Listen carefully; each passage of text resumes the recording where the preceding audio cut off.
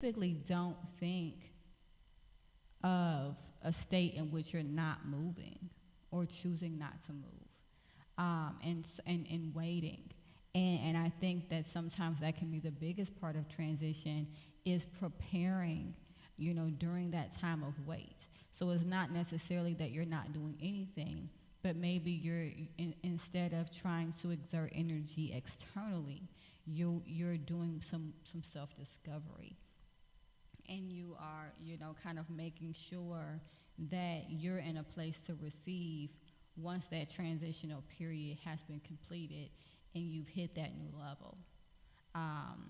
So I really think that that was an amazing point, that you had brought up last episode. And, for anyone who missed it, definitely um, you can log into to call in. Is public, and you can also go on again, Google Podcasts, Apple Podcasts, or Spotify Podcasts. See that, as well as YouTube and Facebook Live, supportive advice.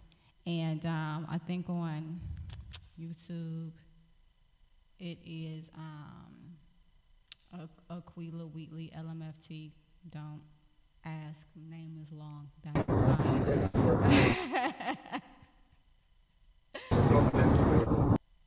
And did you have any additional thoughts on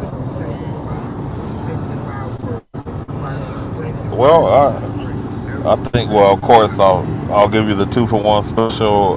Procrastination, oh, instant gratification kills the nation. that? Oh, But that's good. seriously, definitely like with transition, like the transition, like for me was moving too fast and doing too much to sitting and being almost like a cat waiting to pounce, if you will, where you kind of get into a posture of calculated moves as opposed to just movement. And I think that's something that is harder to do, especially with today's society where someone who doesn't look like or seem like or even smell like a certain thing that is the expectation is seen as a sore thumb. Where really they really on to something most times. What I saw like a super nonconformist when I say this, but what most people kind of like or gravitate to kind of makes me concerned. Like why is it so popular? What's wrong with it? What's going? Something is wrong. Like that's also my inner conspiracy theorist too. But I'll digress with that. That's a whole nother subject. But yeah, that's I think that's important to just know because for some people their transition is going from sitting and being in a study mode to being active. You got to know where you at with it, and that's the whole that's the biggest thing about transition. What are you transitioning to? What is your what's the end game, and what is the strategy to get there? And I think that's it's all independent on the person, and I think that's the biggest thing people should take away is like what is gonna work for you, not work for Jeff over there that you went to school with, or work for Margie and what works for you, Broomhilda, or what, whatever the person's name is. What works for you? Oh, okay, what works for you, Mary Catherine? Your name ain't working for me. Well, I'll just insert random name here, or insert your name here in TV land, or calling app land, or TikTok land, or Tic Tac land. I should say, as the old folks say. Though. So, I 100%, agree that it is all about, what works for you. Now, granted, we have external motivation, which is typically societal expectation, right? And there's a part of that that's necessary, right? If there were no, hunger, starvation, no competition, people wouldn't have motivation to succeed, right? Because then what would success be? So a lot of times society determines those things, and it puts us in a place to continue to grow, and to have goals to actually grow toward. If those things aren't in place, then it's essentially, um, we can become stagnant. But everybody has their own road, so to speak. Everybody has their own purpose. And so it definitely is important to make sure that whatever road you are on or wherever you're going toward is something that is going to take you towards self actualization versus something that is just going to help you conform. So with that being said, I am going to transition into the Am I the Asshole Reddit, because I just love it. Yay! I just love it. I love it. I love it. And I didn't get a chance to do that last week, but I'm not saying that begrudgingly. I'm definitely glad that the conversation took the turn it did, because hopefully it really was helpful for those that were able to tune in. And again, I thank everyone who did tune in. So, oh, Monique, uh, Mo, I thought you. See, this is what I be talking about. Mo is actually on the line. I'm going to invite you to be a speaker. Hey, Carno, how are you? Jam Pop is stupid and can consistently do stupid stuff. I try to avoid the the idiocy. Okay, yeah. Better this. Well, I'm glad you're doing better this week. Definitely. Um, and I'm glad that you are here to listen as well as share. Hey Mo, how are you doing? I'm surprised to see you.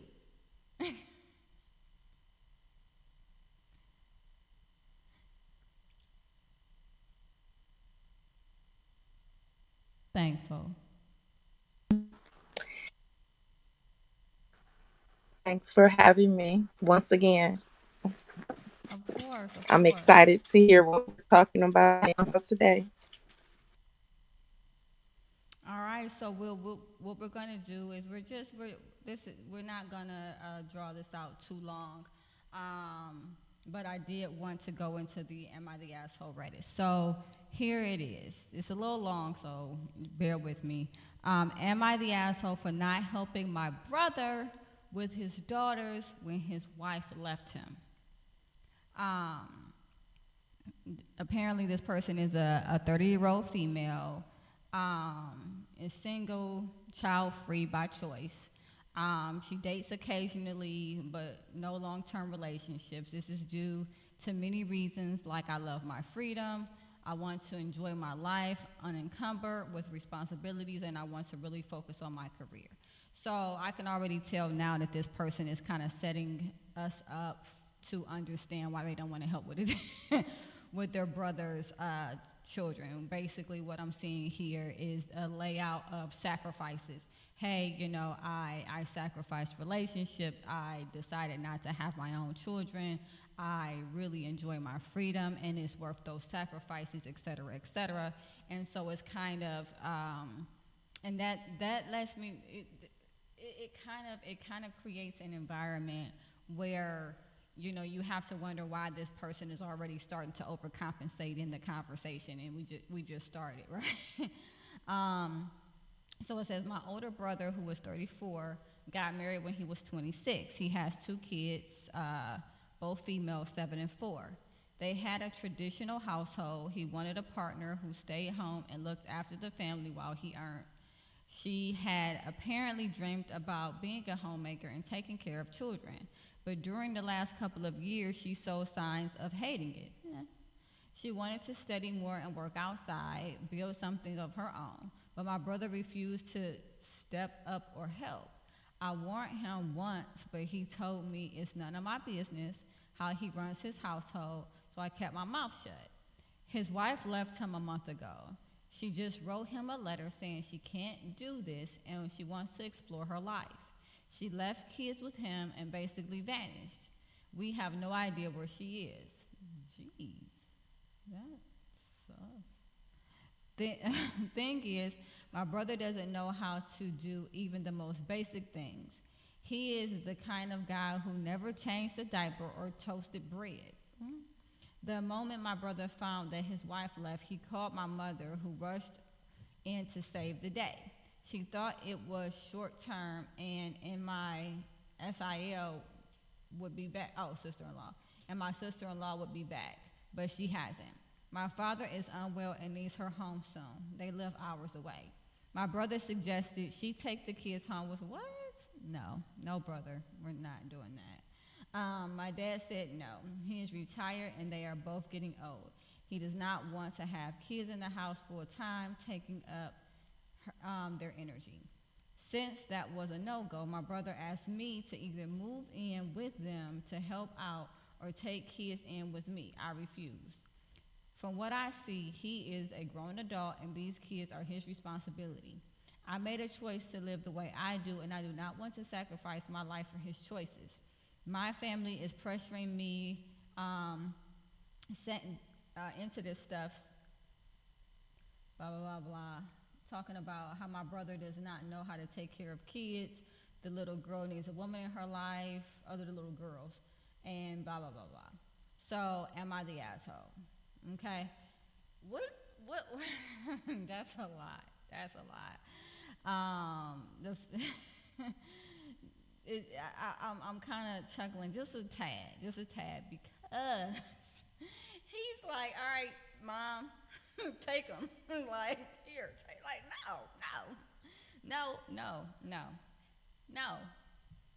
no. So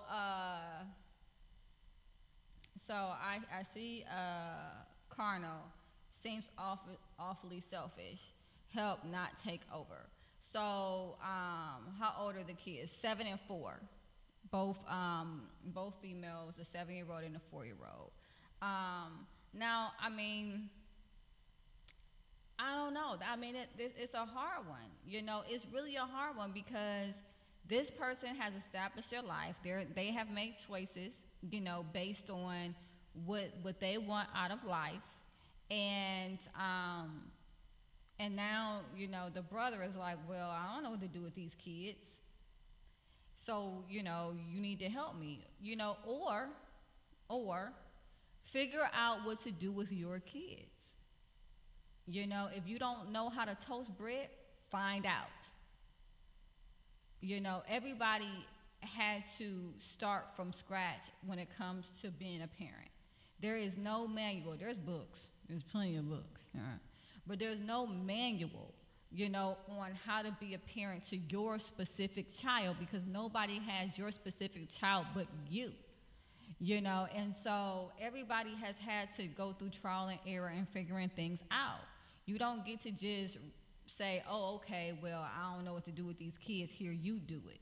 I guess that's just my opinion. But I'm your sister. Remember, you told me to mind my business. I know that's right, Mo. He said, mind your business. 100, you know. And you know, and it's hard because it's like, and I was just talking to a client about this today. I have a client that is, you know, about to get married soon, and there were some concerns because of the way that their spouse, I mean not their spouse, but their fiance current viewpoints are, right? And one thing that I said was, viewpoints change, people grow, needs change, wants change, you know, and it's important to understand that, because in this scenario, at some point, she wanted to be a stay-at-home mom. And then she decided it wasn't for her. But she would not have known it wasn't for her until she actually attempted to do it, right? It says he should have been participating more from the start, and maybe the mom wouldn't have left in the, go ahead, Cardinal, you are on it tonight. You are on it tonight. Absolutely. You know, it seems like that he put all of that on her. and even if she took it willingly, which is fine if that's the case and if that was the dynamic in which they set up. But to not know how to change not a one diaper, or cook a meal, or it's like, as there is a part of that that's just autonomy, that's just independence, that things that you would need to know how to do even if you didn't have kids, if you never got married at all. These are just things that you would need to know to do to survive as a human being. So, Dante, thoughts? And yes, Carnal, I'm with you. Takes more than money, 100%. Mr. Machismo, is she the a-hole?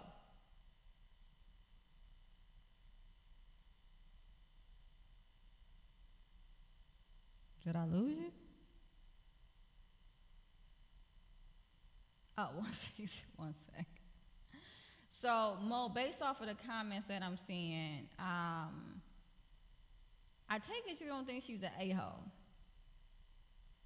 You better know I don't think she no butthole, okay? Because first of all, she tried to tell her brother that, your wife is saying she's going crazy. Do you know how hard it is to deal with a 4-year old and a 7-year old? And then you have to be around them little people all day long and they don't listen.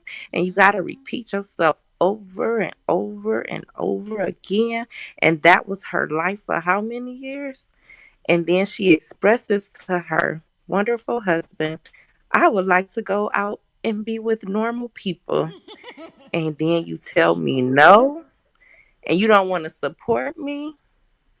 But I also feel like the wife, even though, she shared that with her husband, even though she's a homemaker, she should have been making her husband do something. Like, Yeah. there's no way that I'm about to have another baby and my husband is not changing a diaper. Like, Say that. you can't help out, but when you come across a lot of families, when I come across a lot of families, it goes both ways. But most of the time, women are more of the caretakers, and so men can be in a house but don't participate in taking care of the children.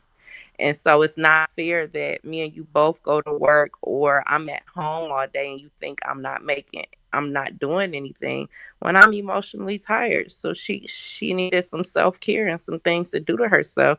And I think people fail to realize those who are with the at home with the kids the most, they need some self-care to get away from the kids too.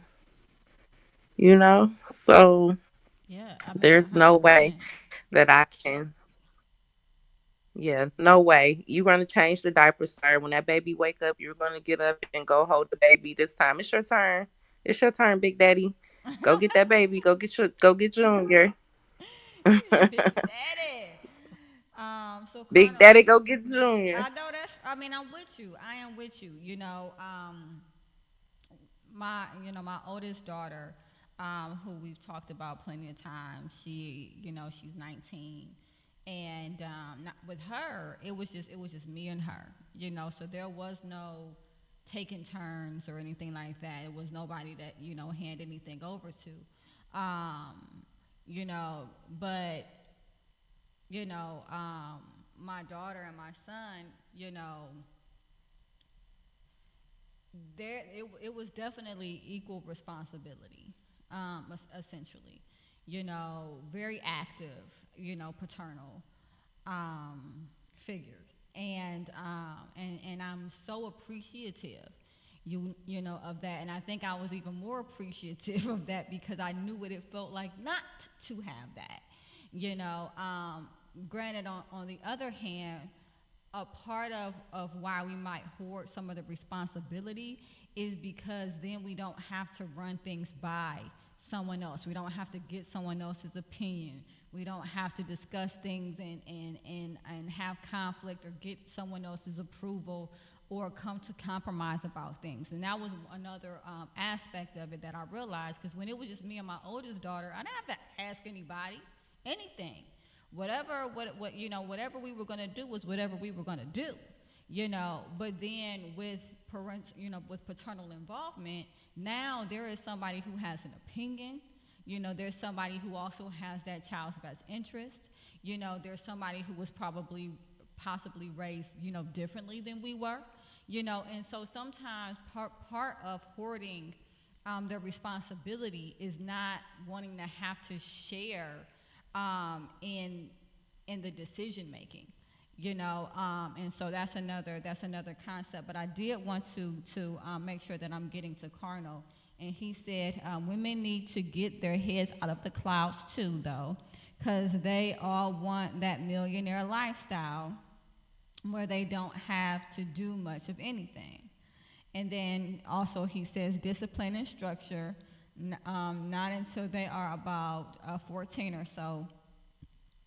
And then yes, but he was at work all day.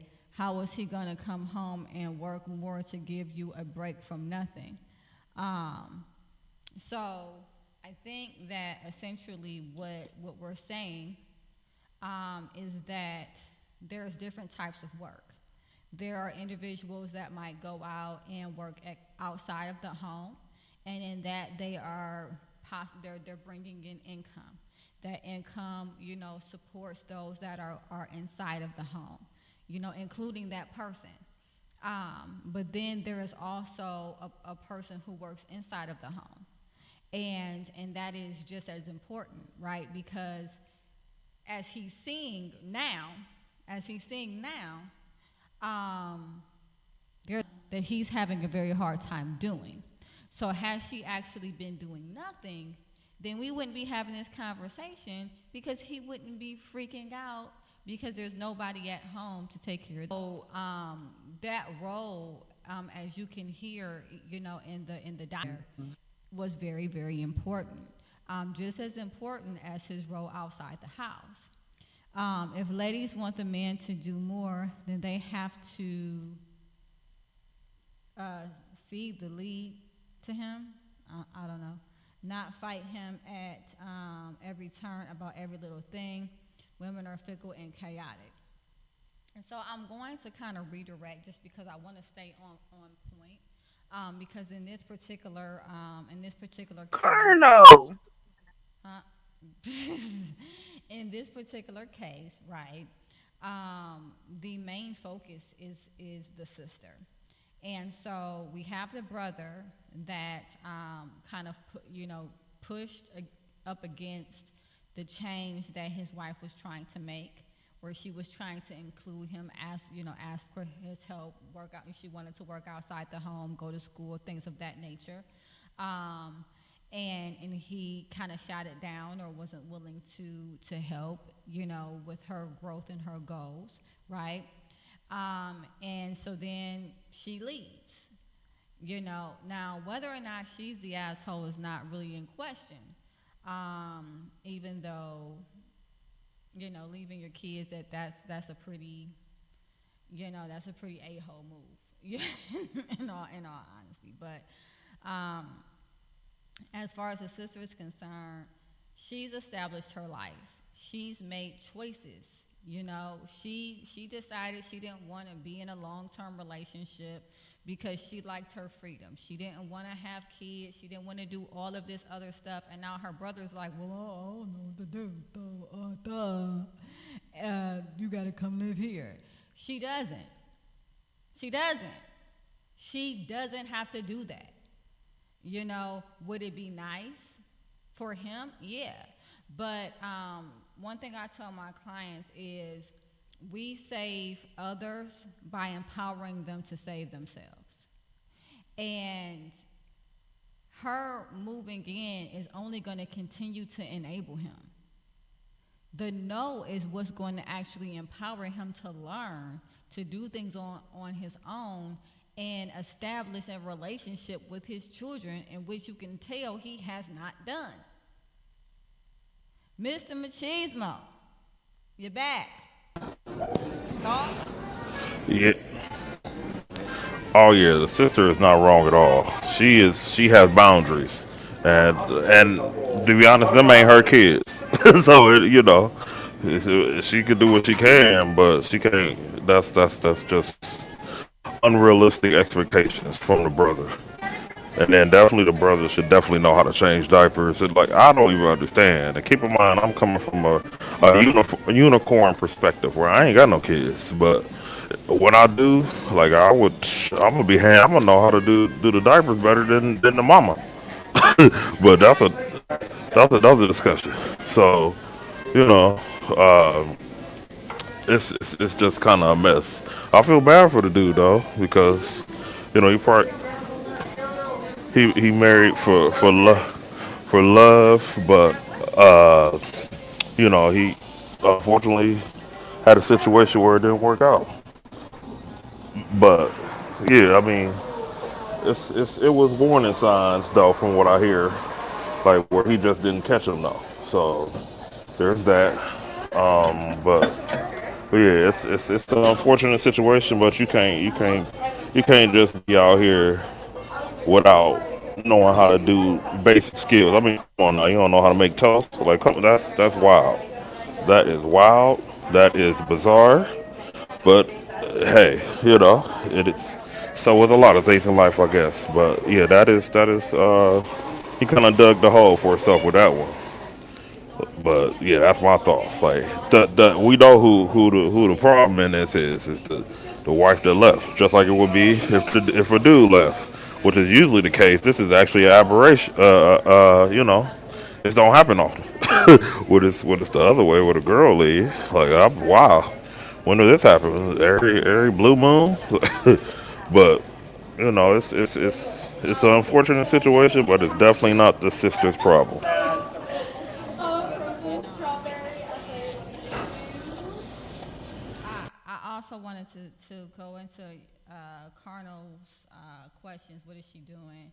And sad state for nuclear families these days. Yeah, definitely sad state.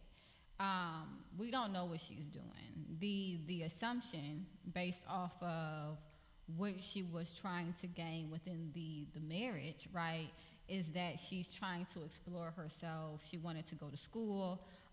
She wanted to work outside of the home. She wanted to better herself and things of that nature. So the assumption would be because she did not have the support to be able to go outside of the home as she had requested, she left to go and pursue those ventures. So partying and clubbing and all of that, that's not, based off of the information we have, that's not a valid assumption. More or less, she is trying to better herself. And she didn't feel like she could do that within their marriage. But again, back to the sister, definitely not an a-hole. Now, I wonder how you would approach Dante, having a significant other that they say that they want a family, that they want to settle down, that they've always wanted to be a stay-at-home mom. And so you all communicate your roles before you get married, before you have children, and then you're 7 years in, and all of a sudden your spouse says, psych, never mind. I don't want to do this anymore. I would like to do something else. I want to explore a different side of myself. I want to get out the house. I don't want to be a homemaker, whatever the case may be. What would be that conversation for you? How do you think you would respond? As far as her like saying she want to leave, or the part that led up to it, Right, the because part it that definitely was a. not her leaving, but like after several years, her going from, hey, this is the role that I've taken on, and this is, I'm a wife, I'm a mom at home, I I don't really want to be at home anymore. I want to go back to school. I want to work outside the home, and just essentially, wanting to change the What roles is? around you that had already been established in a relationship. Um, I signed up for that. Unfortunately, well, well, depending on how that work out, I signed up for that. So that's the whole But thing. When you get how did you sign up for that when you get when there was something else that you thought was going to be taking place before the marriage? I mean, you kind of gotta have, for better or worse, till death do us part. That's Correct, part of yeah. it. So that's why you gotta. Oh yeah, somebody take care of something. But yeah, that's what you sign up for when you get married. Like you that's why that's you have to invest the people that you marry. Like that's why you kind of gotta. And it's of course it's not a perfect science. Yeah, you hear all type of stuff, but it's not a perfect science with that backing it up. But it's look like a propane truck or something. But I mean that's a tough situation. But I mean, old boy backing it up. If he don't know how to make toast, he obviously ain't. He's oblivious to the wants and needs of the girl that he loves. So that's one issue, and that's the issue really. He don't even know what he signed up for, and I don't want to sound pretentious, but I mean that's what he could. You gotta know your personnel. Like that is wild. But I think we had a similar discussion about the girl's search history. About you might not know certain stuff. You gonna know. I'm nosy. I'm gonna know stuff. I'm gonna ask stuff. I'm gonna know stuff. But everybody's not like that. So because my goal isn't not to be in that situation where 11 years later, who is this person? What is this? How did this happen? How did we get here? It's always signs. It's always signs. And in all honesty, I don't think that any of us. I'm gonna need you to mute yourself. but um, but I don't think any of us, get into these situations because we're oblivious. I think that there are expectations that are spoken, and I think that there's expectations that are unspoken. And I think that, sometimes when you're with someone, you learn them as they learn themselves. Like, the person that I am now is not the person that I was 8 years ago. And so I can't expect someone to know who I would be now when I didn't even know who I would be now. And so it's not necessarily always realistic, to think that um you would know. um Nevertheless, you know I want to switch it up a little bit. I want to switch it up. Mo, let's say I want to turn it around a little bit. Let's say you have a husband, right? That before you went and got married, he was the breadwinner. He was the person who went out. He made money for the entire family. He said that's who he always wanted to be, what he always wanted to do. You said that you wanted to be, the stay-at-home mom, and then and you guys carry out those roles for several years, and then all of a sudden one day he comes to you and he says, "Yeah, I don't want to work anymore." What is your Um, response to that? Right? um, um, well, first of all, I've never been the person who don't work. My mother has trained me to work since I was 4. Ain't that right, Terry? She down at the bottom. Hey, Terry. However, Hey, Pickle. Hey, how, Carnal. however, if I had to be a home mom, that would probably be torture for me. This is a fake Um, scenario, by the way. that would be torture. Like, and he said, okay, so no, I'm not, it's him the other way around. So Hmm. he's at home all day with the kids, and I'm taking care of the family. It's, No, he's at uh, work. This is the scenario. oh, he's at work. Your husband is at work, right? He works full time. He's always worked full time. That was the roles that you guys determined. You stayed at Mhm. home with the children. 7 years Jesus. later, he comes to God. you and he says, "I don't want to work anymore."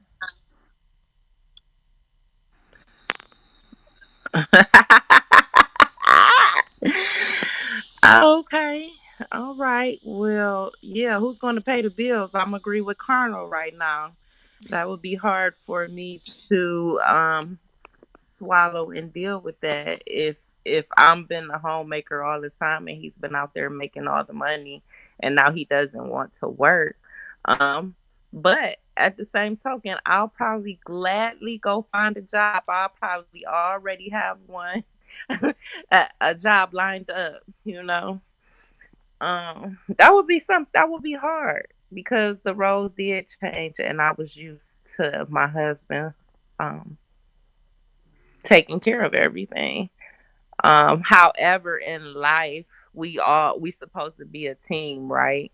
And so, if my husband is tired of working, I will have to swallow my pride or my feelings or whatever that may be, and we will have to figure out what's next for us. Um, I when you were talking about roles and you were talking about how things change, when I think about couples, as you were talking about two people, you have a person who's about to get married. And I think that sometimes, we change. It appears that women change more than men, as in probably emotionally and mentally. And so I find that that's a struggle, personally, and what I've seen with a few people where I work at when couples come in. So it appears that the women grow emotionally and mentally, and the men could be more content with life being the same for years. And the women um, want to grow and do different things and have different interests. So, what do you say about that? I say that if that were generally true, that females change more consistently or more often than males, then there would not be midlife crisis. And a lot of times, what you'll see is you'll see women go through them too. They go through them too, but it's more socially seen and acknowledged that men go through midlife crisis because they get to a point where they're like, okay, I've been doing this for X amount of time. What's next? What am I doing? Who am I? How did I get here? I feel stuck. I don't know. And so that is their time typically when they start wanting to grow, change, and where becomes very important for them to do exploration. Now, what you typically will see is a lot of external change versus internal change. But I see a lot more males going into therapy and having their mental health needs met, which kudos to them because it allows them to do the internal exploration that they need to do to get to where they actually want to be or where they actually want to go because you have these external values that are instilled in you since birth Men are supposed to do this, women are supposed to do that. You have those societal gender roles. And you go and you push and you push and you push and you push and you push to fulfill those societal, to alleviate those societal pressures, right? But then at some point, you're like, well, what do I want? I've done this because I was supposed to. I've done that and that and that because I was supposed to. What do I want? And that's typically what you see in a midlife crisis. And men have those just as well as women.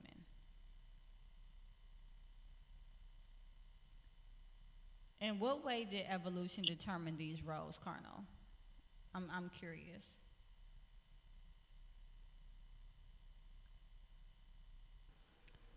Carnal also made a statement that women are better at certain jobs than men. And I want to say that I have to give my daughter's father credit.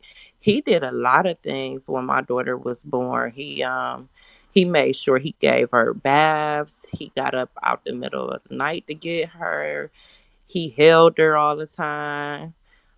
He created a brat, but he was very he was very active with my daughter. So I one thing I can say and give him hand claps is that he wanted to do the dress up for all the holidays. He was like, me and Buki, we going to go trick or treat. Me and Buki, it's Easter time.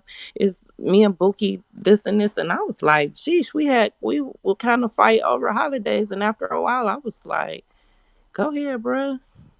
She's all yours, I guess.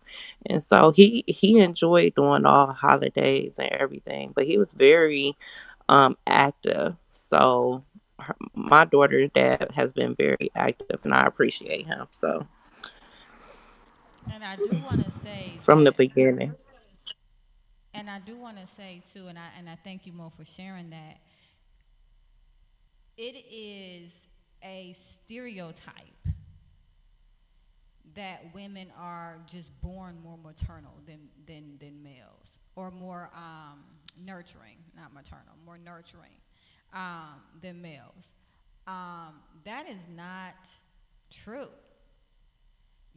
There are some women that are born, and they don't, they're not inclined to have children. They're not interested in that nurturing aspect.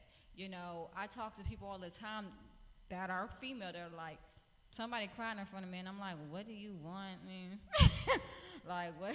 What am I supposed to, like, pat you, or like, and it's even harder to have those awkward moments because society tells you, well, you're supposed to know what to do, or you're supposed to be nurturing, you're supposed to, and it's like, no, we're not.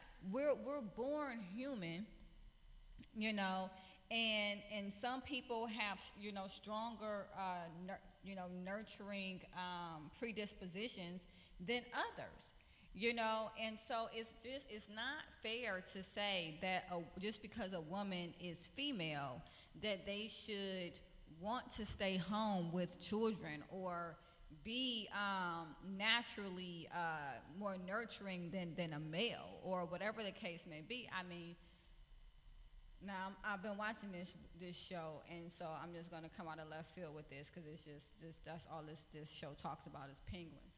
But the but the male penguin is is the one that actually hovers over the egg, and makes sure that it's okay and taken care of. It's not the female penguin.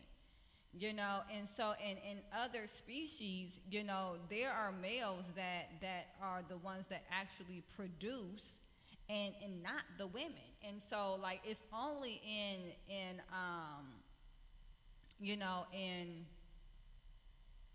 I guess I'm looking for a word. It's escaped me. It's late. But anyway, it's only in our species where we have these roles where it's like, oh, well, you're a female, so you're supposed to, and you're a guy, so you're supposed to. No, there's guys who are inclined to cook, who love to cook. There's guys who love to clean. There's guys that are more nurturing. They're sensitive. They have greater emotional intelligence. There's women who have that, but it's not because of our gender. It's because of who we are as human beings. And so I just don't think that that's fair. I mean, I'm listening to Mo, and she's like, man, I wouldn't want to stay at home. That doesn't disqualify her as a woman because she would like to work outside the home. That doesn't make her not a good mother. That doesn't mean that she's not nurturing. That doesn't mean that she doesn't fit some type of mold because she wants to work outside the house. I remember when my son was born, for a whole month or two, um, I had to, like, I wasn't able to go back to work. I had to stay home with him. He was born in the wintertime. I was not able to leave the house unless he had a doctor's appointment because he was not supposed to leave the house because he was premature. I crawled up the walls, down and up and down and up and down. That was the longest 2 months of my life. Now I love my son. I love my son. I love my son. And also I'm very nurturing. But staying at home, not being active, not being able to go out, learn, grow, and experience social growth, that was horrific. I couldn't imagine that being every day. For no, no, no, I couldn't. I couldn't. It's like COVID, like COVID-19. Oh my God. Sitting in the house all day, It is not. It's like not being able to no. have interaction. Horrible. Yeah, it was, and again, I love my son, and you know, I'm very, very nurturing. But, there is a part of me that, needs to be able to go out and do other things. There's other parts of me outside of being a mother. I'm a whole human being, and so I can't only fulfill one part of that and neglect every other part of that and think that um, I'm going to be a balanced human being. I'm not going to be, and it seems like that is the Coco 19. I'm so priorities. Okay, I hear that priorities.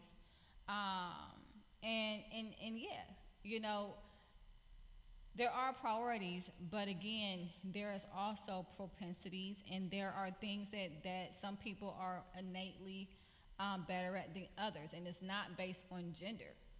It's not based on gender, and we would like it to be because that makes things easier. That makes things black and white, but that's not the world that we live in. We live in a world full of gray, and it's just that mindset of, well, she's a female and and I'm out here working, so she needs to get it together and be okay being at home. That got dude left because you have to make room for your partner to grow just as you are growing. It's not one sided. Aquiva, I have a question about, so how do you approach a situation? You tell your significant other several times, this is bothering me. I'm tired of cleaning up after you. When you say things like that, you hurt me. You continue to tell a person how you feel, but they ignore your feelings.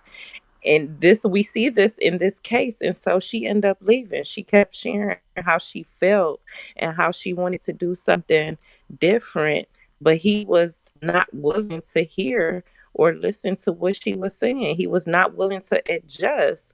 So when you're not willing to adjust, to compromise and to help your significant other, um that brings on many problems.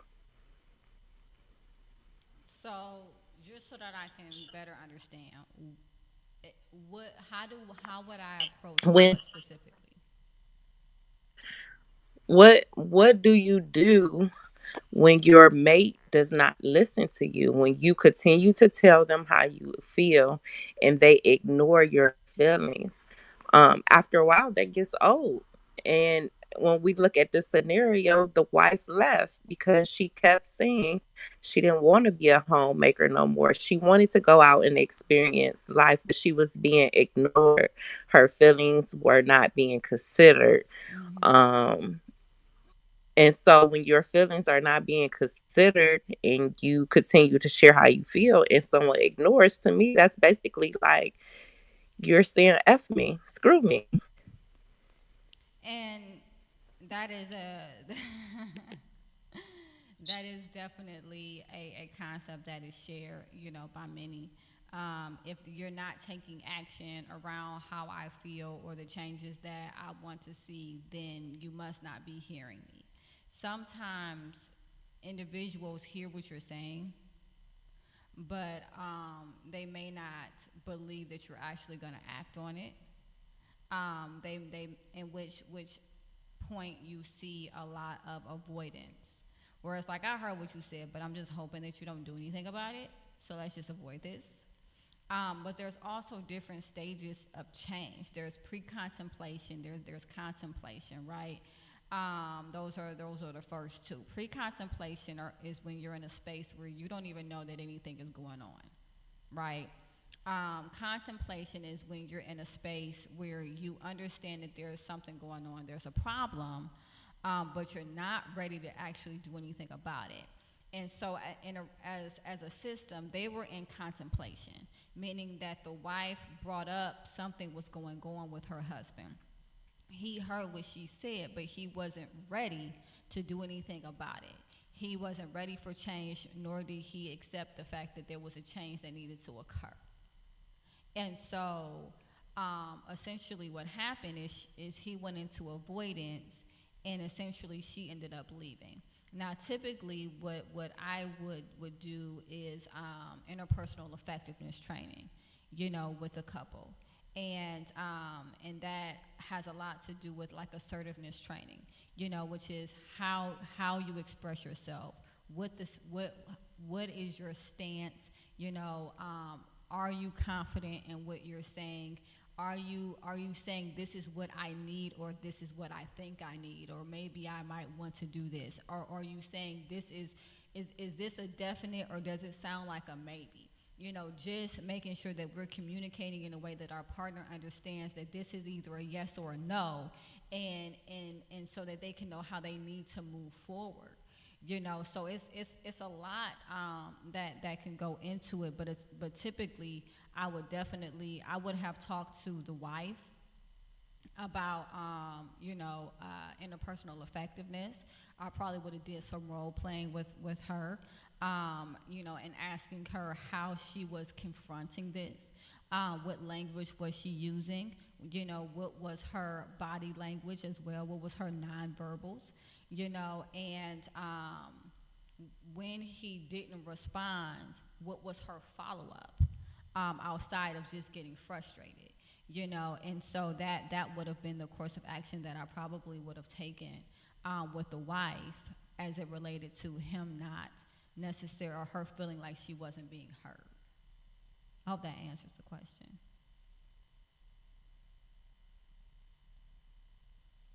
That was me quoting my wife. When I asked her to lay out precisely what it was that I was saying that was causing her pain, she could not even do it. Why won't you stop saying that? It hurts me. Oh, okay. You know,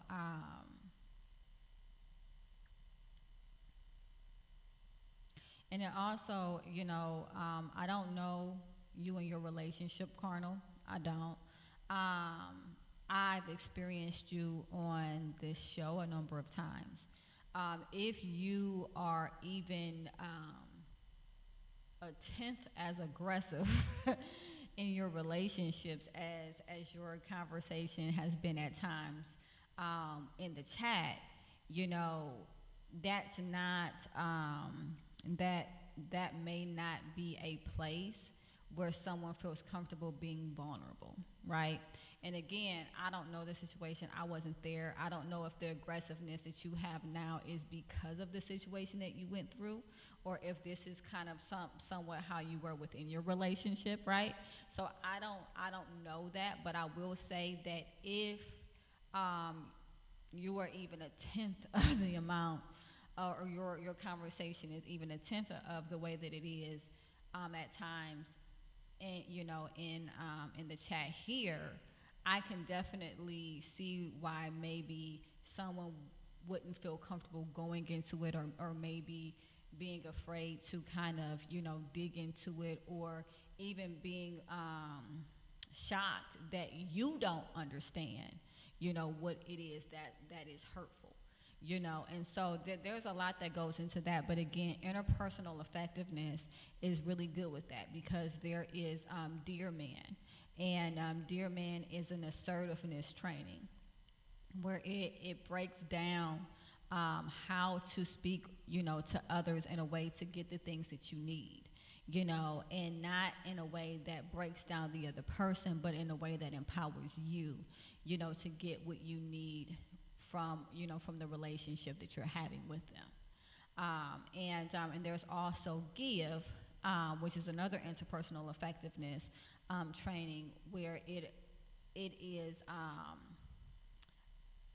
allowing more empathy.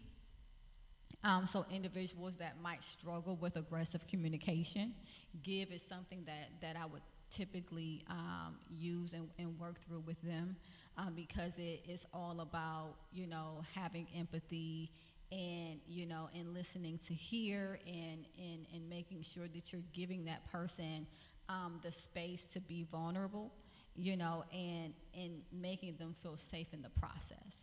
So those are two different types of training for two different types of issues. But again, I hope I answered your question, Monicia. So at this point, I want to thank Carnal, I want to thank Pickle, I want to thank Terry, Vincent, and Brian, who just joined, for coming on. Again, I am here on Thursdays, typically at 6 o'clock.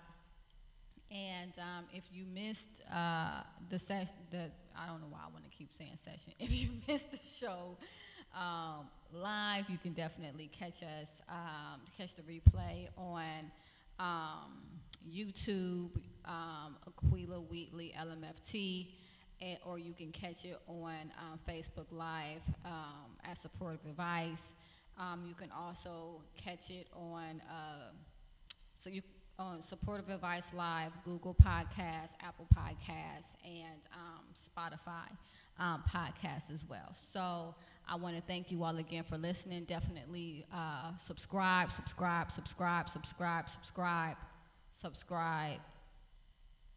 What's happening? Jordan Peterson in the house, and then someone said no. I don't know what's happening, but I'm going to let that chat be the chat. And I'm going to again thank you for coming in, and I will catch you all soon. Thank you so much, you guys. Have a great evening. Bye, everyone. Bye, Mo. Thank everybody for Have joining. a good night.